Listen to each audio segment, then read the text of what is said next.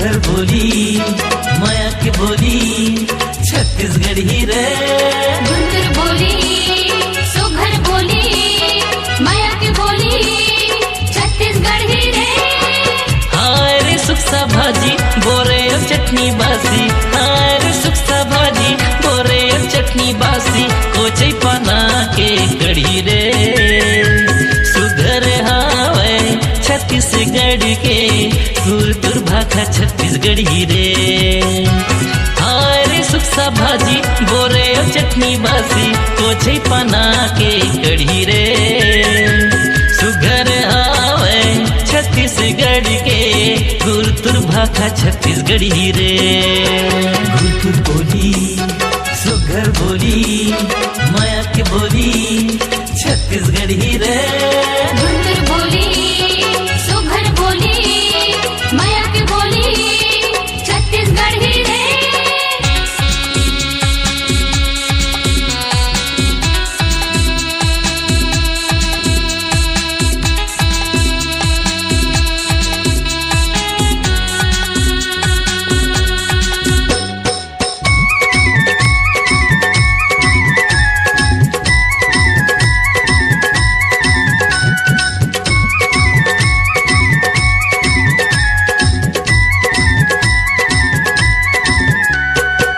यहाँ के नरवा बछरुआ पड़वा कुकुर बड़वा दतवन कड़वा सबके मन ला भाथे। बकरी के कुंदरा काका के खुदरा भौजी के फुंदरा घोष्टवा लुगरा नजरे नजरे मसमाथे। स्विमिंग पूल गाँव की तरिया सेम्पो है माटी करिया, स्विमिंग पूल गाँव की तरिया सेम्पो है माटी करिया, नहाले चुंदी जल्दी बढ़ी रे। सुघर हावे छत्तीसगढ़ के गुरतुर भाखा छत्तीसगढ़ी रे।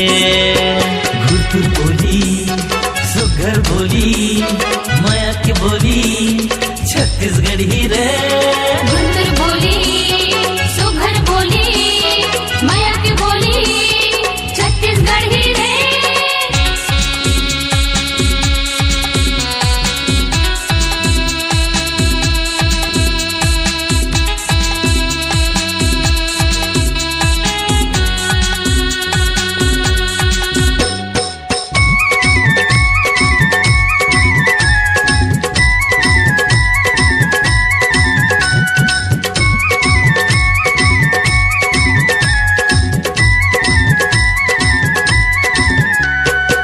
ठेठ अंगूठा छा भंदैहा बूटा बा 440 बिना कलम दवा ठेठ ददरिया गाथा।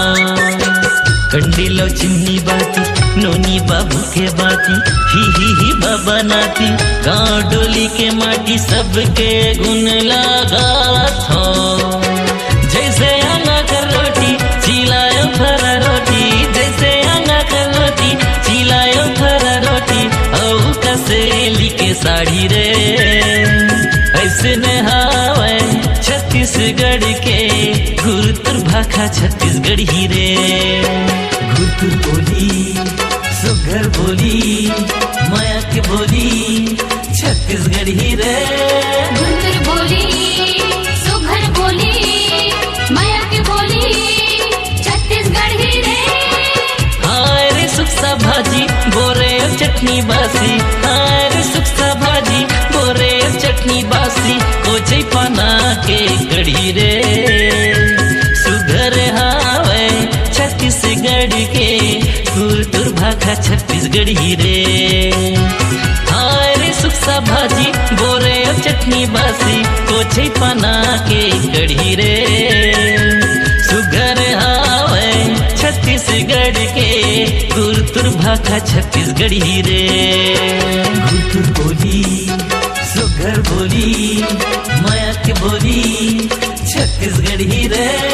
गुंजर बोली सुघर बोली माया की बोली छत्तीसगढ़ी रे। सुघर हावे छत्तीसगढ़ के गुरतुर भाखा छत्तीसगढ़ी रे। सुघर हावे छत्तीसगढ़ के गुरतुर भाखा छत्तीसगढ़ ही रे सुगर हावे छत्तीसगढ़ के गुरुतुर भाखा छत्तीसगढ़ ही रे सुगर हावे छत्तीसगढ़ के गुरुतुर भाखा छत्तीसगढ़ ही रे